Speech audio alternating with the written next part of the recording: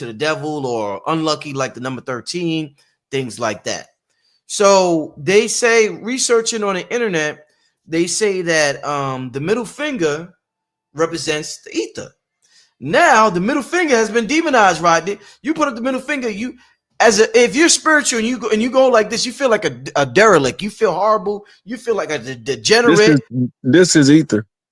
So why on the internet they say the middle finger is ether then? That's air. It's earth, fire, air, water, ether. Some people may use it to represent the ether, right? Because remember, what happened to the fire when it get done burning? Where did it go? Yeah. It went back to the ether. Yeah. Right. And he left all of the carbon, which is the physical byproduct of going back to the ether. It's called ashes. Right. Remember when earlier when I was talking about the Orgone accumulator? That's the opaque ether that he was talking about when you say that it's the purest form of air. Right. Before nuclear war, see, people think only think of the nuclear fallout, the radioactive aftermath of a war. What they don't think about is the chemical changes to all of the things that the radioactivity affected. Right. And the only time they pay that attention is when they go to Chernobyl, where they had the most devastating nuclear meltdowns in recent memory. And now they seeing 6-legged cats and, frogs with 18 legs, stuff like that. Now they notice that the radiation does more than just, because you gotta remember, only two things causes a mutation, right? Gradual change over a prolonged period of time, or ultraviolet light bombardment of radioactive particles from the sun. When it's time to evolve, the earth and the sun got to say, humans, level up so that the fish can level up, so that the seals can level up, all the way around the whole animal kingdom. We supposed to be able to read nature, understand how we are naturally, and move in harmony with everything around us.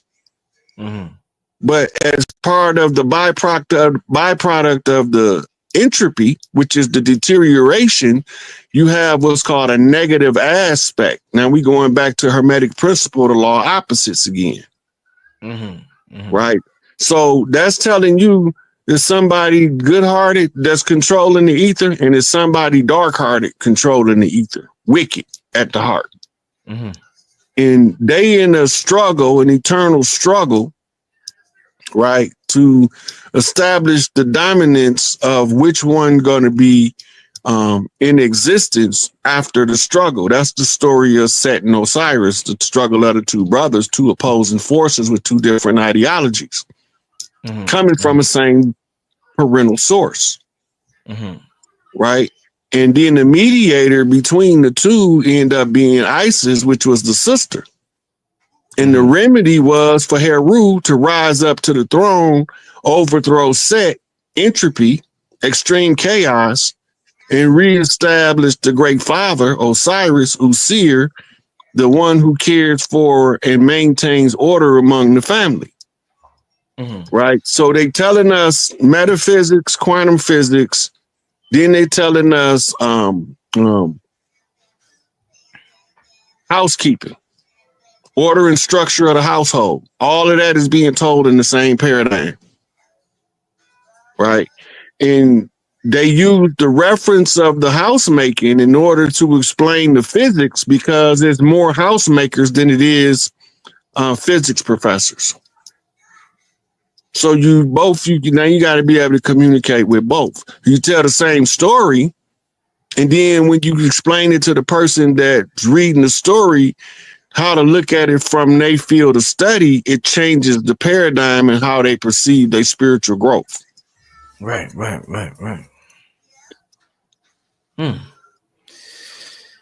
All right, so Rod, so let's go in this direction. So we talked about earlier about empty space, and I told you how I want to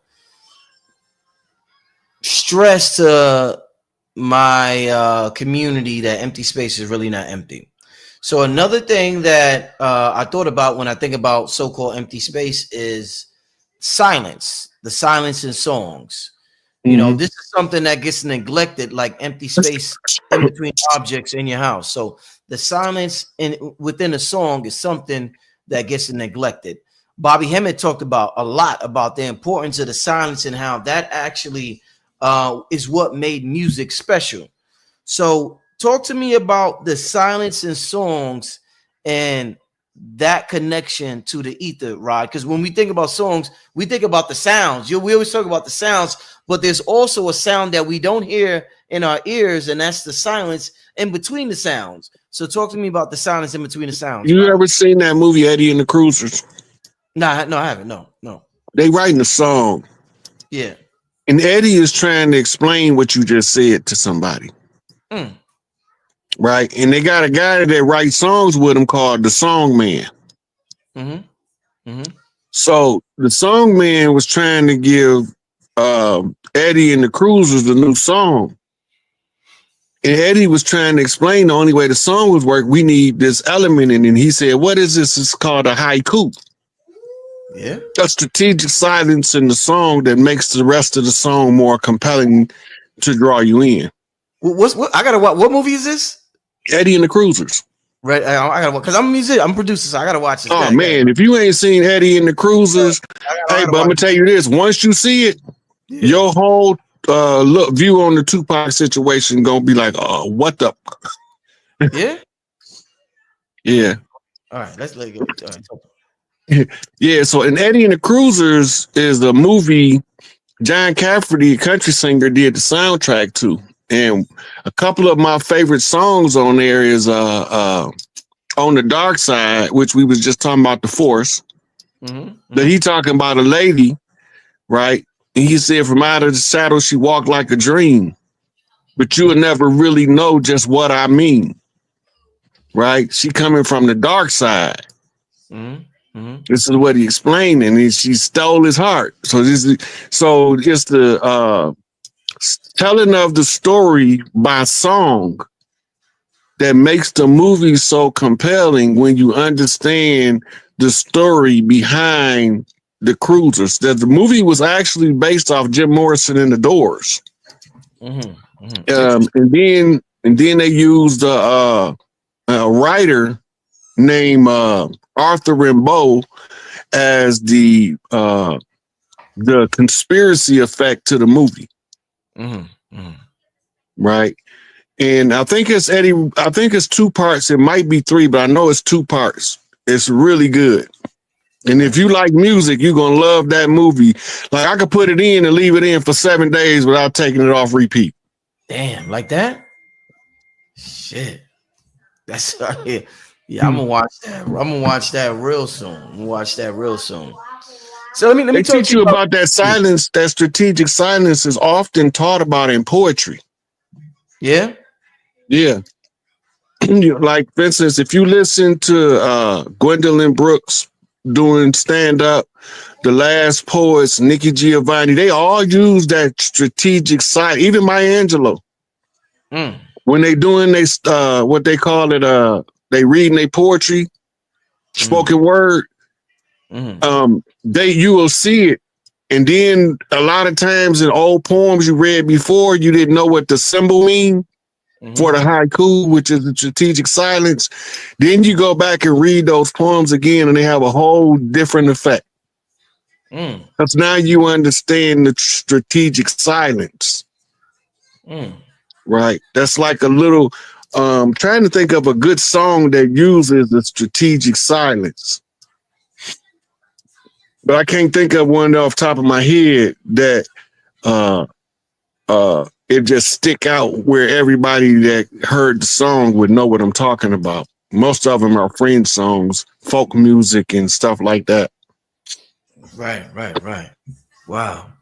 Yeah, that's strategic silence. Because even when with you talking, like let's say there could be two speakers, Rod. This is a great example. And this is an example of the importance of that silence, or what some people may call empty space, or some people may call ether energy, or whatever. Two people talking, you could say that strategic silence is talked about in poetry, or you could say that strategic silence is talked about in poetry. And the person who used that silence and said in poetry, yo, it hit my heart. Rod, that shit hit my heart way harder than a person that just said it robotically. So when you said the poetry you use strategic silences in between words and what you want to stress. So that made me think about that. That's how important that silence is. You could impact a person's part. Like imagine a dude talking to his girl and saying he love her, and he says it with silence in between certain words. Like that shit is real important, Rob. We sleep on that, man. Well, the first person that did something different with that strategic silence in music was Marvin Gaye, on the album with What's Happening, Brother, and I forget, it's some of his biggest songs, but if you pay attention in some of his strategic silence, you'll hear people chattering in the background. Right? Because that's the way that he brought your attention to the strategic silence before the next part of the song activate. Because most people don't pay attention to the strategic silence. So you needed the background of day-to-day silence, which is some kind of noise that's not relevant to nothing, playing in the echoes of the empty space, and then the song come back on and give more impact to the next phase of the song, because now your empty space, it's filled with something, a form of silence that you truly understand, which is really noise. Yeah, and just speaking of noise, when I was talking to you on the phone, Rod, and I said, Rod, what's the best word in the English language that you could use to describe the ethers? And he was like, loud sound. And I didn't think he was going to say that. I think he was going to say some scientific shit, or, whatever. He was like, loud sound. I was like, wow, that's powerful that you would say that, bro. Loud sound. That's the best word, the most efficient word you would use in the English language to describe this force. Now, this is the greatest force in existence. And you said sound, my brother. Look, they call it the Big Bang, but how did you know if it's a bang if there's no sound? Ooh, there you go. There you go. So just think about it. How do they know that a Big Bang ever take place? Boom. Two main reasons. One is it's still echoing. Ooh. It's echoing on a frequency, what they call a modulated frequency at a chosen interval. And the other way that they know is through something called galactic expansion, which is red shift, blue shift. One is collapsing and the other is expanding. That's what they mean in science. And then in the old Hopi culture, they call it red Kachina, blue Kachina. And everybody think that this is a star when it's telling you actually a functioning creation more so than it is telling you about a red star and a blue star. It just so happened that the analogy of the red star and blue star match so well that they able to explain it to you using two stars as telling you that they are a force you can't see. Right. You can see the blue star, you can see the red star. It's also talking about the tribes, the father house and the mother house, the blue house and the red house, trying to get to the black and gold house, which is Big Mama house. Red Kachina is the one coming out of the red house and the mama's child, and then the blue Kachina is the one coming out of the father's house, the father's child. Right? And in every large family, it's a child ascribed to each parent. Right? Normally, the boys is ascribed to the fathers and the girls is ascribed to the mother. And then you have what's called daddy's girls, where the daughter is ascribed to the father to raise to be a good woman. And then you got mama's boys, which is boys assigned to the mother in order to be taught how to be good men without being fruity. Right. And then you have what's called the royal house, purple, right? The purple reign, REIGN, meaning rulership, comes from the royal arc degree, meaning the matching of the perfect one from the red house, the perfect one from the blue house. And that's how you put together the two keys to open up Big Mama house, which is the bank. Once everything is settled, then it all comes full circle. And so you use the same sciences of creation in order to create, and what we call it manifest now. Right. We don't want to say we creators no more. We want to say we manifestors now. Right. Manifester might work better because it's bringing something into existence out of something that exists, but creation is bringing it out of nothing. But even in nothing, thought exists. Because the thought is the catalyst. It's the cause of it all. It's as a man thinketh. Right? What do that mean? That means let this mind be in you, which was in Christos Isos, or Christ Isis, the great mother.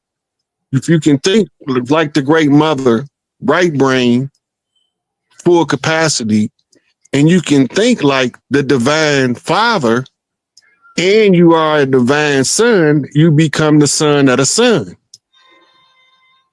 Right? This is symbolically represented as before the sun come over the horizon, first comes Mama, Venus, right? The pentagram, the divine feminine.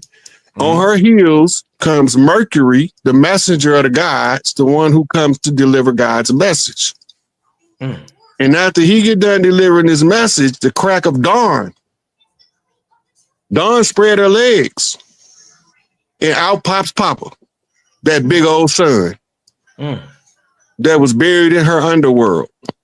I like how you break that down, bro. That was crazy. Wow. That was crazy. But it's also a map. It's a blueprint for the royal families of the earth. It goes back to the book of Daniel, which means the judgment of El. The elder's judgment is rendered in the book of Daniel by giving you a struggle program. Shadrach, Meshach, and Abednego, they said they stuck them in the furnace, and the furnace was turned all the way up, and they weren't even scorched. They was able to withstand the fire. The symbolic nature or meaning of that was the furnace was the condition, and the fire was the surroundings. Harsh environment is the way you refine character, but they use in metallurgy to tell you that their character was being tested and that they were being put to the fire in order to determine who and what they was. And they found out when they came out, what? These are the protected ones from somebody. Right? And now Nebuchadnezzar loses his mind and loses his kingdom. But what happened? When Daniel decided to finally read the writing on the wall, Nebuchadnezzar slap out of the slumber, realized he's in the jungle among the beasts. Hey, I don't supposed to be here. Symbolic of waking your brother up from the slumber by reading the writing on the wall. In ancient Kemet, we call it hieroglyphics. In New York, we call it graffiti. And if you know the land, you can read the graffiti and you can know what tribe is operating under the modern banner of gang. Them tribes. Wow. Right? There's no such thing as a gang. A gang is a tribe. It's even in the definition and etymology of the word gang. They tell you it's a tribe or family unit or family group that don't go along with the status quo. Therefore, they don't fit into the system. Right? And then now the gang realized that the tribe, they reconstitute. We was at war. We got murdered, slaughtered. But we ain't died. We multiplied. We baby kids up in here. Who is baby? That's Big Mama. You don't believe me? Go to New Orleans and ask them where baby stay. They're going to be like, which baby? You mean Baby Johnson? Or you talking about Baby Milton over there? That's somebody Big Mama. Damn. And Big Mama kids don't never die. We always multiply because we have to answer the oppression with producing children that's offspring born at inception to solve certain social issues in the general public. Mm-hmm. If you look at the way that we moved in the 50s and 60s, it's not how we moved in the 70s, 80s, and 90s. Is doing. And then the ones that didn't want to obey the ones that were so-called righteous decided to do what they wanted to do instead of doing what they was told to do. So would you say when we talk about the Council of 12, which is similar to a lot of that particular story from Sumer, the Sumerian story, would you say that Council of 12 is similar to what we say in the Bible, like the Elohim? Like, are the Council of 12, which they say they're the Anunnaki, right? I'm trying to really, in my research and what I study, Mr. Hayes, is that there's so many, like, it's conflated with, there's the Ajiji story conflated with the Anunnaki story, and then it goes into the Bible, like the creation story of the Bible called the Elohim. We would think, okay, that matches the Anunnaki, but then there are also parts of that creation story in the Bible that seems like it's the Ajiji, which is called the fallen, you know, like the story you said about the Enoch. So how do you decipher that? Like, you particularly, when you're talking to somebody who says, well, show me this in the Bible, how do you separate Anunnaki, Ajiji, Elohim? Like, how do you do that? Well, really, the Bible is like potpourri. It's an admixture of Middle Eastern and Egyptian texts put together in Europe to control people. You got to go back to what Constantine said when he created the church, what he was doing. Right? Not what they tell you the church for, what the person that commissioned the church to be created, right, said about why he was creating the church. There's two different paradigms, right? You can't always clearly identify the difference between a Nephilim, fallen one, and a Elohim or Beno Elohim, children of Elohim. You can't always distinguish them in the Bible because even the word God in the Bible is a whole bunch of different words, right? It's not one word throughout the whole Bible that translated as God. They translate different words in different places to be God or Lord according to the narrative they pushing. So you can't always use the Bible as a cohesive reference. One of the things about the Bible is they tell us to worry about the devil. Tell me who the devil killed in the Bible, and I'll wait. And then I can tell you a whole bunch of people that God killed, and I can tell you where he lied at too, because he told Abraham if he found one righteous in Sodom and Gomorrah, he wouldn't destroy it. What did he do? They found Lot there, told him to leave, and blew it all up. Right? That's a bald-faced lie. Five. Okay. Righteous. It wasn't okay. 5. But he got down to 1. No, he came down to 5. Started at 50, came down to 5, not 1. Okay. Who all left? How many people left with Lot when he left Sodom and Gomorrah? 5, but the wife was not righteous. She looked back, so it was only 4. Now you're trying to justify the destruction of Sodom and Gomorrah. I'm trying to tell you the truth. He found 5 people. No, but 1 looked back, so it was only 4. So the only thing he did wrong was look back. Actually, it was 3. Of the 4, 1 looked back. It was Lot, his wife, and his 2 daughters. That was it. It came from 50 to 5. So, okay, I'm gonna let you have that. Yeah. I'm gonna let you have that, but you still can't justify the lie he told Adam when he say, "The day you eat from that fruit, you're gonna die that day." Because the church gonna tell you, "Oh, the essence, all of the essence in Adam died." No, that's a bald-faced lie. Adam was still living, and they had kids, so that means that he got lied to. Adam died that day. to be separated from God. There's two deaths in the Bible. There's the physical death. I know the dogma. I know the dogma. Revelations chapter 20 brings it out about the second death, of which there's no power over, no Holy Ghost power to deliver from the second death. Okay. Yeah. He still lied to him because he didn't die that day. He died that day. He became separate from the soul. He wouldn't have had no children if he'd have died that day, because all his children was after that day. Not physically, he died spiritually that day. It don't say that. The book don't say if you eat from the tree that day you will spiritually die. It don't say that. It say you're gonna die the day you eat from that tree. Thank you, brother. I see Rod. I've been watching that, man. Thank you, Rod. But the book implies it. No, it don't. No, it don't. What implies it is you. Y'all always changing the damn narrative, man. Like I say, let the Bible interpret Rod is right, brother. Rod is right. What about this? I just want to interject this. Okay, so if we take the Bible, Elder and everybody, and if we say, oh, they died spiritually, dying spiritually would be being spiritually separated from God. So right. the Bible says, you agree with that, right? Right. Well, the Bible says in chapter 4, she's got a child from God. So they're right there. They're still connected. Listen, man. Just listen. They're still connected to God spiritually because she blesses the name of the Most High. She says, I have received a child from the Lord. See? So if she died spiritually, she wouldn't get anything from the Lord. She's getting blessings from the Lord.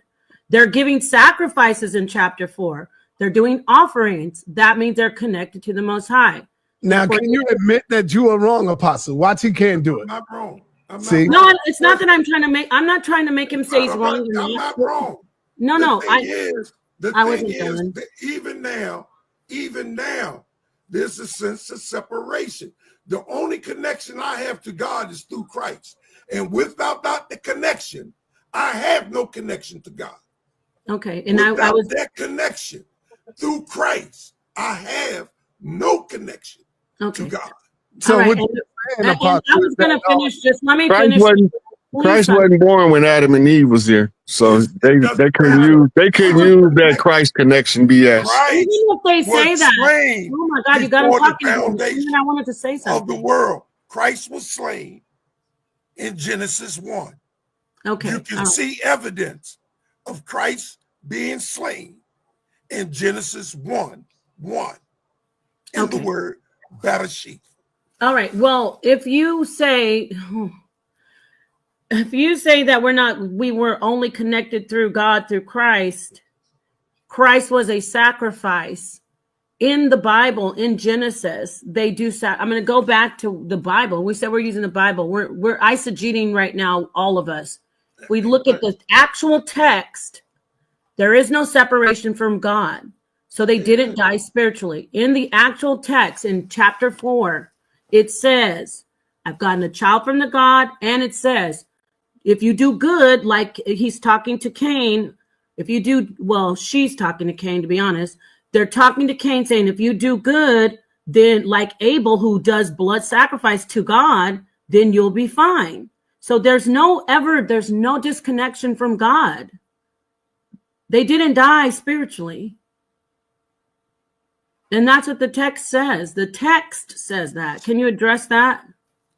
Yes, I can address that. Because of the sacrifice, which is a type and shadow of Christ, who is our true connection. Those sacrifices points to Christ. That is the connection. That's why they're doing the sacrifice, to restore the connection that was lost. What was the sacrifice? They got them kicked out of the garden. That's why there was no sacrifice in the garden, except for what God did to clothe. There was a sacrifice in the garden. That's why they had animals' clothing on. They killed an animal. They had on the clothing of animals. They did not. They had on leaf. No, when they left, it says they had. The Most High did that. The Most High covered them. No, but Apostle, let me just get a word in. I'm just saying the Most High did that. No. You said first. You said there was no sacrifice. They did kill an animal. They did not kill an animal. Adam and Eve did not kill an animal in the garden. Then how did they get the animal's skins on their body? The Most High gave it to them. He clothed them because he I'll found. let Rod handle this. Well, wait, Apostle, wait.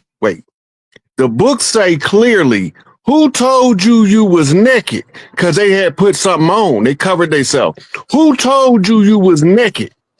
So God didn't even know that they had been told they was naked. Come on now. They covered themselves with leaves, and it did not cover them. The next question, sir. Yeah. I got a question for you. You muted, sir. Stop muting me, sir. All right, yeah, I'm muting you because you can't be quiet when somebody asking a question. So I'm asking you a question now. All right, don't answer. We moving on. Does God have partners, or do God work alone, Apostle? The God of the Bible, of the Hebrew, of the Israelites. Apostle? Does God work with partners, or does God work alone? The God of the Israelites. Oh, now he ran. Because I was waiting on that line because he clearly saying, hey, let us go down and see what these people doing. But not only that, Apostle clearly said, in order to get to God, I got to go through Jesus. So it's Jesus and God working together. You see where I'm going? He always saying, I got to go through Jesus. I got to talk to Jesus. I got to get to Jesus. So does God have